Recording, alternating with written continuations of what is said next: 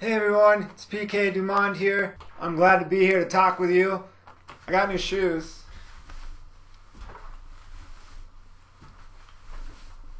Did you see them?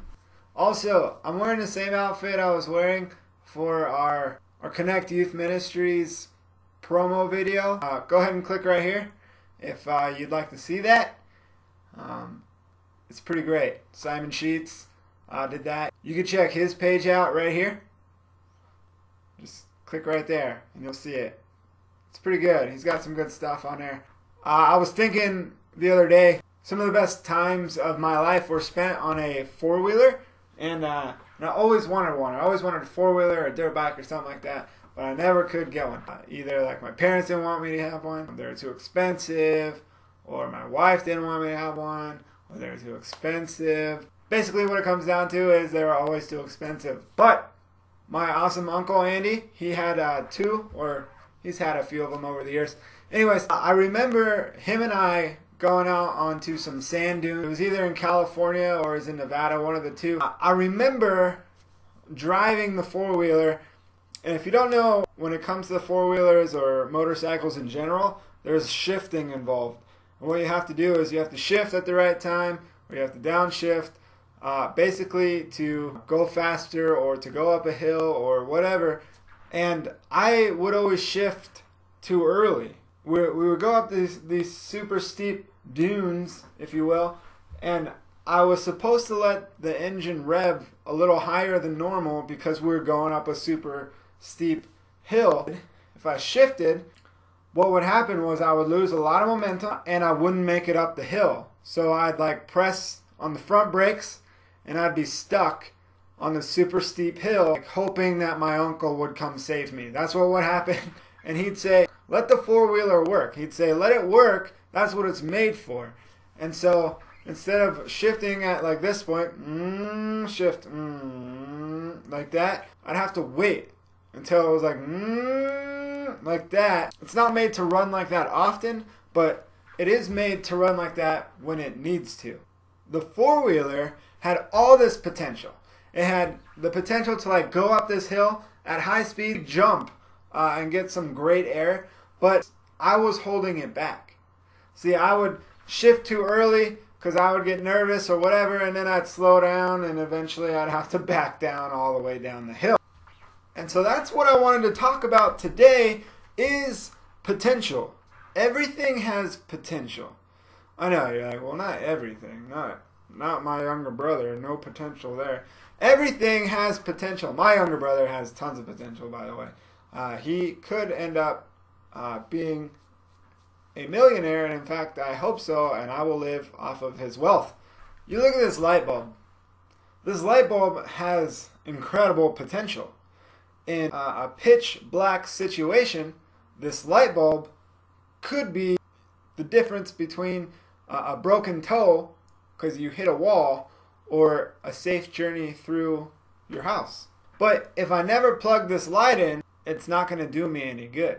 Talking about potential, in the Bible, there was a man, a rich man, a rich young man, often referred to as a rich young ruler. And this man had tons of potential to be the next disciple, honestly. Anyways, let me tell you the story. A man comes up to Jesus and says, "Good teacher, what must I do to get into heaven?" And Jesus, through the conversation, eventually says, "You have to follow the 10 Commandments." And the man says, "Sweet, I've been doing that. What else do I have to do? I've done all the 10 Commandments. I haven't done any of the things I'm not supposed to do. I've done all the things that I am supposed to." And then Jesus says, "Oh, well, sell all your stuff and then come follow me." And the response to the rich young ruler is probably one of the saddest things I've ever heard in my life. And it goes a little something like this.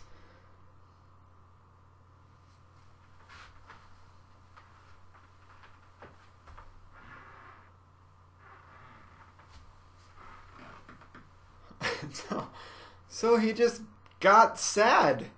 Really, what I want us to focus on is this. Jesus says, sell all your stuff, give it to the poor, and then follow me. And this man just became sad. and then didn't do those things. He didn't do them. He had all the potential in the world. Jesus, God in the flesh, talks to this man. Now, we don't even know this man's name. I like to give people names in the Bible if we don't know their names, so let's just call him Rich. Rich could have been the 13th disciple, but there was no 13th disciple because Rich threw away his potential. As a youth pastor, this is one of the most maddening things that I have to deal with. And I'm sure parents feel this way. I'm sure teachers feel this way. I'm sure coaches feel this way. We see our students with the highest amount of potential. We see what they could do, and then sometimes they just don't do it. Sometimes they just throw it away, or they just give up right before they're about to do something incredible. So here's what I want us to do. Not just students, not just 18 and under, but myself included, adults, all of us, is to recognize the potential that we have not in ourselves, but when we give ourselves over to Jesus. Jesus has all the potential in the world and has lived up to it. Jesus was perfect. Perfect. The only perfect person ever was Jesus. I believe that Jesus not only asked Rich to follow him, but he is asking us as well to follow him. So whatever it is that's keeping you from Jesus, we need to get rid of that and to follow Jesus. Live up to the potential that we have and do incredible things with the power of God. So guys, I hope more than anything today, I pray that you live up to your potential.